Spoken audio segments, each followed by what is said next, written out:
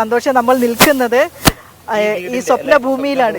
അതെ, സ്വപ്നഭൂമിയിലാണ്. ഇതിന്റെ ഒരു സ്ട്രക്ചറാണ് ഇത്. നമുക്ക് അത് വിവരിച്ചു തരാൻ ഇതിന്റെ സൈറ്റ് എഞ്ചിനീയർ ഉണ്ട് അവിടെ. ജിതേഷ്, ഒരുക്കങ്ങളാണ് നടക്കുന്നത്. അപ്പോൾ ഈ വീടിന്റെ സൗകര്യങ്ങൾ എന്തൊക്കെയാണ് എന്ന് അറിയാൻ തീർച്ചയായും ആളുകൾക്ക് ഇനി അറിയേണ്ടത് എന്താണ് ഈ വീടിന്റെ സൗകര്യങ്ങൾ, എന്തൊക്കെ രീതിയിലുള്ള സൗകര്യങ്ങളാണ് ഉള്ളത്. ഇവിടെ സൈറ്റ് എഞ്ചിനീയർ നമ്മോടൊപ്പം ചേരുന്നുണ്ട്. ഇത് ഒരു സ്വപ്നഭൂമിയിലാണ് വിനിഷ പറഞ്ഞതുപോലെ നമ്മൾ നിൽക്കുന്നത് അല്ലേ? ഈ വീട്ടിൽ ഇപ്പോൾ എന്തൊക്കെ സൗകര്യങ്ങളാണ് നമ്മൾ ഒരുക്കുന്നത്? നമുക്കൊരു മാസ്റ്റർ ബെഡ്റൂം ഉണ്ട് ഇവിടെ, പിന്നെ നോർമൽ ബെഡ്റൂം, പിന്നെ മാസ്റ്റർ ബെഡ്റൂമിൽ അറ്റാച്ച്ഡ് ബാത്റൂം ഉണ്ട്, ഒരു കോമൺ ടോയ്ലറ്റ്, പിന്നെ ഒരു സ്റ്റഡി റൂം ഇവിടെ ഉണ്ട്. സ്റ്റഡി റൂം കുട്ടികൾ പഠിക്കാനുള്ള പ്രത്യേക സ്റ്റഡി റൂം ഉണ്ട്. പിന്നെ സിറ്റ് ഔട്ട്, അത് നേരെ കയറി ലിവിങ്, അതിൽ തന്നെ ഡൈനിങ് ഹാളും ഉണ്ട്, പിന്നെ ഒരു വർക്ക് ഏരിയ, ഒരു കിച്ചൺ. അതായത് നമ്മൾ നേരെ ഈ വീട്ടിലേക്ക് ഈ സിറ്റ് ഔട്ടിൽ നിന്നും നേരെ ലിവിംഗ് ഹാളിലേക്ക് കയറുന്നു. അവിടെ ലിവിങ്ങിലുള്ള സൗകര്യം, അതിന് തൊട്ടടുത്ത് ഡൈനിങ് ഉണ്ട്, പിന്നെ 2 ബെഡ്റൂമുകളുണ്ട്. അതിലൊന്ന് അറ്റാച്ച്ഡ് ആണ് അല്ലേ? അതിലൊരു കോമൺ ടോയ്ലറ്റ് കൂടിയുണ്ട്, ഒരു കിച്ചൺ ഉണ്ട്, വർക്ക് ഏരിയ ഉണ്ട്. അത്യാവശ്യം ലാൻഡ്സ്കേപ്പ് ഒക്കെ നടത്തിയ ഒരു ആധുനിക രീതിയിലുള്ള ഒരു വീട് തന്നെയാണ് ഇവിടെ ഒരുങ്ങുന്നത്. സാധാരണഗതിയിൽ ഈ മുഖ്യമന്ത്രി പറഞ്ഞതാണ് കേരളത്തിൻ്റെ പുനരധിവാസം, ഈ ടൗൺഷിപ്പ് എന്ന് പറയുന്നത് ലോകോത്തര മാതൃകയായിരിക്കും എന്ന് തന്നെയാണ് പറഞ്ഞത്. കാരണം പല സ്ഥലങ്ങളിലും ഇത്തരത്തിലുള്ള ഈ നമ്മൾ കണ്ടിട്ടുള്ളത് ഈ പുനരധിവാസം എന്നൊക്കെ പറഞ്ഞൊരു താമസിക്കാനുള്ള സൗകര്യം മാത്രം ഒരുക്കി കൊടുക്കുകയാണ്. പക്ഷേ നമുക്കിവിടെ നേരിട്ട് ഇത് കാണാൻ കഴിയുന്നു. സൈറ്റ് എഞ്ചിനീയറാണ് സംസാരിച്ചത്. ഇവിടെ അവർക്കൊരു സന്തോഷകരമായ ജീവിതം നയിക്കാനുള്ള ഇന്ന് കാണുന്ന ഏറ്റവും ആധുനികമായിട്ടുള്ള സൗകര്യങ്ങളുള്ള വീട് തന്നെയാണ് ഒരുങ്ങുന്നത്. ഇവിടെ നിൽക്കുമ്പോൾ നമുക്കതിന് ഒരു സന്തോഷമുണ്ട് അല്ലെ? വീടിന്റെ സൗകര്യങ്ങളൊക്കെ വിസ്തൃതമായിട്ടുള്ള ഏരിയയിലാണ്. അതെ, വിസ്തീർണമുള്ള നല്ല സൗകര്യമുള്ള ഒരു കയറി വരുന്നത് തന്നെ എൻട്രൻസിലേക്കാണ്. ഇതാണ് കയറി വരുന്ന എൻട്രൻസ് എന്ന് പറയുന്നത്. ഞാൻ ഇപ്പം നിൽക്കുന്ന സ്ഥലത്താണ് കയറി വരുന്ന എൻട്രൻസ്. ഇത് സിറ്റ് ഔട്ടിന് അത്യാവശ്യം നല്ല സ്പേസ് ആയിട്ട് തന്നെ കൊടുത്തിട്ടുണ്ട്. തൊട്ടപ്പുറത്ത് ഈ വരച്ചു വെച്ചിരിക്കുന്ന സ്ക്വയർ എന്ന് പറയുന്നത് ഇത് സ്റ്റഡി റൂമാണ്. സന്തോഷ് ഇപ്പൊ നിൽക്കുന്നത് സ്റ്റഡി റൂമിലാണ്. സ്റ്റഡി റൂമിൽ നിന്നിട്ട് കാര്യങ്ങൾ പഠിച്ചോണ്ടിരിക്കുകയാണ് സന്തോഷ്.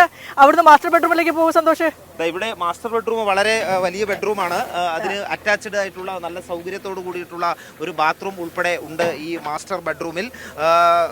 അതായത് നമ്മുടെ ഈ ലിവിംഗ് ഹാളിൽ നിന്ന് ഇങ്ങോട്ട് ഈ ബെഡ്റൂമിലേക്ക് കൂടി പ്രവേശിക്കാൻ ബെഡ്റൂമിലേക്കും ഒരു എൻട്രൻസ്, സ്റ്റഡി റൂമിലേക്കും ഒരു എൻട്രൻസ് സൗകര്യമുണ്ട്. തൊട്ടപ്പുറത്താണെങ്കിൽ നല്ല വിശാലമായിട്ടുള്ള ഒരു ഹാള്. അതെ, ലിവിംഗ് ഏരിയ ആണ് ഇവിടെ ഈ വിശാലമായി നീണ്ടു നിൽക്കുന്ന പറയുന്നത് ലിവിംഗ് ഏരിയ. ഈ ലിവിംഗ് ഏരിയയുടെ ഈ എൻഡിലായിരിക്കും ഡൈനിങ് ഏരിയ വരുന്നത്. ഇവിടെ തന്നെ ഒരു ഡൈനിങ് ടേബിൾ സെറ്റ് ചെയ്യുക എന്നുള്ളതാണ് ഇവരോട് വിഭാവനം ചെയ്തിരിക്കുന്ന സ്ട്രക്ചർ എന്ന് പറയുന്നത്. തൊട്ടപ്പുറത്ത് അവിടെയാണ് തറക്കല്ലിടാനുള്ള സൗകര്യങ്ങൾ ഒരുക്കുന്നത്. അതൊരു റൂമാണ്, അതൊരു മറ്റൊരു റൂമാണ്. ഇവിടെ കോമൺ ബാത്റൂം വരും. ഇതിന്റെ തൊട്ടപ്പുറത്ത് ഇതാണ്. നമുക്ക് ഈ അതിഥികളൊക്കെ വന്നു കഴിഞ്ഞാൽ നമുക്ക് ഈ ഒരു ലിവിംഗ് റൂമിൽ നിന്ന് തന്നെ ആക്സസ് ചെയ്യാൻ കഴിയുന്ന തരത്തിലുള്ള ഒരു കോമൺ ബാത്റൂമാണ് ഇവിടെ ഒരുക്കിയിട്ടുള്ളത്. കിച്ചണും നല്ല വർക്ക് ഏരിയയും എല്ലാം ഉണ്ട്. എന്തായാലും അതെ, കിച്ചനെ കുറിച്ച് നമ്മൾ പ്രത്യേകം സംസാരിക്കണം. കാരണം ഒരു വീടിന്റെ ഏറ്റവും ഇമ്പോർട്ടന്റ് ആയിട്ടുള്ള ഏരിയ എന്ന് പറയുന്നത് കിച്ചണാണ്. അതെ, അപ്പൊ നമ്മൾ കിച്ചണിലേക്ക് വരൂ. അടുക്കളയിലേക്ക് സ്വാഗതം. ഇതാണ് കിച്ചൺ ഏരിയ. ഇവിടെ കിച്ചൺ, തൊട്ടപ്പുറത്ത് വർക്ക് ഏരിയ. അങ്ങനെയാണ് ഇതിന്റെ ഒരു സ്ട്രക്ചർ എന്ന് പറയുന്നത്. സന്തോഷ സാധാരണ ഒരു കുടുംബത്തിന് താമസിക്കാൻ വേണ്ട എല്ലാ സൗകര്യങ്ങളും ഇവിടെ ഉണ്ടല്ലേ? 2 ബെഡ്റൂം ഉണ്ട്, ഒന്ന് അറ്റാച്ച്ഡ് ബാത്റൂമാണ്, ഒന്ന് കോമൺ ടോയ്ലറ്റ് ആയി വരുന്നു. എനിക്ക് ഏറ്റവും സന്തോഷകരമായിട്ടുള്ള ഒരു കാര്യം തോന്നിയത് സ്റ്റഡി റൂം ഉണ്ട് ഇവിടെ. അതെ അല്ലേ? വായിക്കാനും, അത് സ്റ്റഡി റൂം എന്ന് പറയുന്നത് കേവലം കുട്ടികൾക്ക് പഠിക്കാൻ മാത്രമല്ല മനുഷ്യന്മാർക്ക് വായിക്കാനും, ഒന്ന് റിലാക്സിങ് ഏരിയ ആയിട്ട്, കോഫി ഏരിയ ഒക്കെ ആയിട്ട് നമുക്ക് വീടിനുള്ളിൽ ഇപ്പോൾ സെറ്റ് ചെയ്ത രീതിയിൽ നല്ലൊരു ഡിസൈൻ. അതെ, ഡിസൈനാണ്. എല്ലാ സൗകര്യങ്ങളും ഉൾപ്പെടുത്തിയ നല്ല ഒരു ഡിസൈനാണ്. വിനിഷ നേരത്തെ 2 പ്രാവശ്യം പറഞ്ഞതുപോലെ നഷ്ടപ്പെട്ടതിന് പകരമാകില്ലെങ്കിൽ കൂടിയും ഒരു പുതിയ ജീവിതം തുടങ്ങാൻ അവർക്ക് വീടെന്ന് പറയുന്നത് നമുക്ക് കയറി വരുമ്പോൾ ഒരു സന്തോഷവും, അല്ലെങ്കിൽ അത് ലോകത്ത് എവിടെ പോയാലും കിട്ടാത്തൊരു സമാധാനം നമ്മുടെ സ്വന്തം വീട്ടിലേക്ക് കയറി ചെല്ലുമ്പോൾ നമ്മൾക്ക് കിട്ടും. അപ്പോൾ അതുപോലെയാണ് ആ വീട് എന്ന് പറയുന്നത്. ഒരു വർഷത്തിന്റെ അല്ലെങ്കിൽ ഒരു ജന്മത്തിന്റെ കഠിനാധ്വാനം ഒക്കെ ആവും ഒരു വീട് പണിതുയർത്തുക എന്ന് പറയുന്നത്. ഒരു വീട് കെട്ടിപ്പോകുക എന്ന് പറയുന്നത് എളുപ്പമുള്ള കാര്യമല്ല. കാരണം അത്രയേറെ കടമ്പകൾ കടന്നാണ് ഒരു മനുഷ്യൻ ആ ഒരു സ്വപ്നം കണ്ട്, ഒരുപാട് സ്വപ്നം കണ്ടിട്ടാണ് ഒരു വീട് എന്ന യാഥാർത്ഥ്യത്തിലേക്ക്. അതുകൊണ്ട് തന്നെ അത് കേവലം ചുമരുകൾ മാത്രമല്ല, നമ്മളുടെ എല്ലാ സന്തോഷങ്ങളും, നമ്മുടെ എല്ലാ സങ്കടങ്ങളും, നമ്മുടെ എല്ലാ ദേഷ്യങ്ങളും, നമ്മുടെ എല്ലാ ഫീലിങ്സും അതിന്റെ എക്സ്ട്രീം ലെവലിൽ ഏറ്റുവാങ്ങുന്ന ഒരു സ്ഥലം കൂടിയാണ് വീട് എന്ന് പറയുന്നത്. അതുകൊണ്ടാണ് വീട് എന്നുള്ള ഒരു കോൺസെപ്റ്റ് നമുക്കൊക്കെ അത്രയ്ക്കും പ്രിയപ്പെട്ടതാകുന്നത്. ലോകത്തിന്റെ ഏത് കോണിൽ ചെന്നാലും എനിക്ക് എൻ്റെ വീട്ടിൽ പോയാൽ കിട്ടുന്ന ഒരു സമാധാനം എവിടെയും കിട്ടില്ല എന്ന് നമ്മളൊക്കെ പരസ്പരം പറയുന്നതും എപ്പോഴും അത് പറഞ്ഞുകൊണ്ടിരിക്കുന്നതും വീട് എത്രത്തോളം നമുക്ക് വലുതാണ് എന്നുള്ളത് കൊണ്ടാണ്. ആ വീട്ടിലേക്കാണ് വയനാട് ജനത, ദുരന്തത്തെ അതിജീവിച്ചെത്തുന്ന ഒരു ജനത ആ വീട്ടിലേക്ക് കയറി താമസിക്കാൻ പോവുകയാണ്. അതിൻ്റെ ഒരു തുടക്കമാണ് ഇവിടെ എന്താണ് എന്തായാലും നമുക്ക് ഈ തുടക്കം കാണുമ്പോൾ മനസ്സിലാകുന്നത് ഇത് വളരെ വേഗത്തിൽ തന്നെ ഈ ഒരു ടൗൺഷിപ്പ് യാഥാർത്ഥ്യമാകും എന്നുള്ള ഒരു കാര്യം കൂടി നമുക്ക് ഇപ്പോൾ ഇവിടെ നിന്ന് ബോധ്യപ്പെടുന്നുണ്ട് എന്നുള്ളത് തന്നെയാണ്. അത് സമയബന്ധിതമായി തന്നെ വീടുകളാണ് ഇവിടെ ഉയരുന്നത്. ഒരേ സ്ട്രക്ചറിൽ ഒരേ ഘടനയിൽ ഒരുപോലെ 417 കുടുംബങ്ങൾക്കായി ഒരു പ്രാരംഭഘട്ടത്തിൽ മാത്രമാണ് 417 എന്ന വീട് ഇപ്പോഴും അതിന്റെ പരിശോധനകൾ നടന്നുകൊണ്ടിരിക്കുകയാണ്. കൂടുതൽ അപേക്ഷകൾ വന്നുകൊണ്ടിരിക്കുകയാണ്.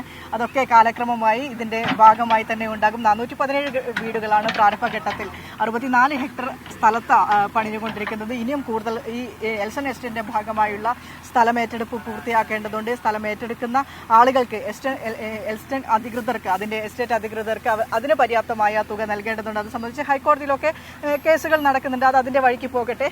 പക്ഷേ ഇവിടെ നിൽക്കുമ്പോൾ ഏറ്റവും സന്തോഷകരമായ അഭിമാനകരമായ സ്വപ്നഭൂമിയിൽ വന്ന് നിൽക്കുന്ന ഒരു ഫീല് എന്ന് പറയുന്നത് അത് നിങ്ങളോടൊന്നും പറഞ്ഞറിയിക്കാൻ പറ്റാത്ത ഒരു ഫീലാണ്. കാരണം അത്രയേറെ സങ്കടപ്പെട്ടു പോയ ഒരു ജനതയെ ചേർത്ത് പിടിക്കാൻ പറ്റുന്നുണ്ടല്ലോ. ആ ഒരു സർക്കാരിന്റെ ഇച്ഛാശക്തി നമുക്ക് അതോടെ ഫീൽ ചെയ്യുന്നത്. ഇവിടെ നിൽക്കുന്ന സമയത്ത് ഇതൊന്ന് പെട്ടെന്ന് പൂർത്തിയായി കാണാനുള്ള ഒരു ആഗ്രഹം നമുക്ക് വരുന്നുണ്ട് അല്ലേ? നമുക്ക് ഇത് പറഞ്ഞപ്പോൾ ഞാനത് പെട്ടെന്ന് എന്റെ വായിലേക്ക് വന്നത്, ഇനി നമ്മൾ ഗുഡ് മോർണിംഗ് കേരളം ചെയ്യുമ്പോൾ ആ 417 വീട് ഇവിടെ ഉയരട്ടെ, അതിന്റെ നടുവിൽ നിന്നാകട്ടെ നമുക്ക് ആ ഗുഡ് മോർണിംഗ് കേരളം ചെയ്യാൻ പറ്റുന്നത് എന്ന് ഞാൻ പറയട്ടെ എന്ന് കരുതി.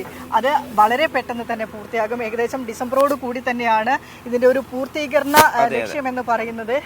ഇനി വരുന്ന കാലാവസ്ഥ എന്ന് പറയുന്നത് നമുക്കറിയാം, മഴയാണ്. ഒരു മഴ സീസൺ തുടങ്ങാൻ പോവുകയാണ്. ജൂൺ ജൂലൈ മാസത്തിലൊക്കെ വലിയ രീതിയിലുള്ള മഴയൊക്കെ പ്രതീക്ഷിക്കുന്നുണ്ട്. കാലവർഷം പെയ്യാനിരിക്കുന്നു. അപ്പൊ അത് ഏത് രീതിയിലാണ് ഈ ജോലിയെ ബാധിക്കാതിരിക്കാനുള്ള സംവിധാനങ്ങളൊക്കെ ഏർപ്പെടുത്തിയിട്ടുണ്ടെന്നാണ് ULCC രാപ്പകലില്ലാതെ കൂടുതൽ തൊഴിലാളികളെ കൊണ്ടുവന്നിട്ട് കൃത്യമായിട്ടുള്ള ഷെഡ്യൂൾ അനുസരിച്ച് ഏത് രീതിയിലാണോ ഇതിന്റെ നിർമ്മാണ പ്രവർത്തനങ്ങൾ പൂർത്തീകരിക്കണം എന്ന് പറഞ്ഞത് ഡിസംബറോട് കൂടി തന്നെ പൂർത്തീകരിക്കാനുള്ള എല്ലാ ശ്രമങ്ങളും അവരുടെ ഭാഗത്ത് ഉണ്ടാകുമെന്നാണ് ULCC ഉറപ്പ് നൽകുന്നത്. അത്തരത്തിലാണ് ഇവിടെ കാര്യങ്ങളൊക്കെ ഇങ്ങനെ പുരോഗമിച്ചുകൊണ്ടിരിക്കുന്നത്. ഏതായാലും വൈകിട്ടാണ് ഉദ്ഘാടന ചടങ്ങ് എന്ന് പറയുന്നത്. 4 മണിയോട് കൂടി മുഖ്യമന്ത്രി പിണറായി വിജയൻ തറക്കല്ലിടും. ആ തറക്കല്ലിടലിന് വേണ്ടിയുള്ള കുഴിയാണ് ഇവിടെ JCB നമുക്ക് തൊട്ടുപുറകിൽ കുഴിച്ചുകൊണ്ടിരിക്കുന്നത്. ആദ്യ വീടിന്റെ തറക്കല്ലിടൽ തറപണിയൽ ജോലികൾ ഇന്ന് തന്നെ ആരംഭിക്കും. മുഖ്യമന്ത്രി തറക്കല്ലിടുന്നതിനോട് കൂടി അതിനുശേഷം തന്നെ ഇന്ന് രാത്രിയോട് കൂടി തന്നെ ഇവിടെ നിർമ്മാണ പ്രവർത്തനങ്ങൾ, ഈ വീടിന്റെ നിർമ്മാണ പ്രവർത്തനങ്ങൾ ആരംഭിക്കും. അങ്ങനെയാണ് സന്തോഷ് അല്ലേ? തീർച്ചയായും അത് തന്നെയാണ്. നമുക്ക് അറിയാം, ഇപ്പൊ മുഖ്യമന്ത്രി പറഞ്ഞ ഒരു കാര്യമുണ്ട്, കേരളത്തിൽ ഈ ലൈഫ് വീടുകൾ, അതും കൂടി നമ്മൾ ഇത് പറഞ്ഞു പോകണം.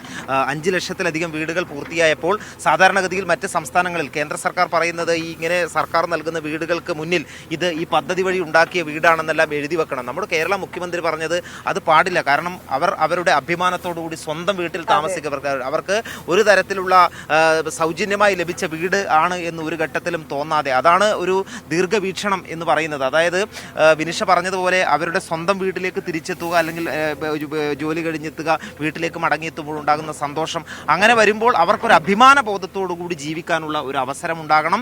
അത് നമ്മുടെ ലൈഫ് വീടുകളിലെല്ലാം തന്നെയും അത്തരത്തിലുള്ള കാര്യം മുൻനിർത്തി തന്നെയാണ് മുന്നോട്ട് പോകുന്നത്.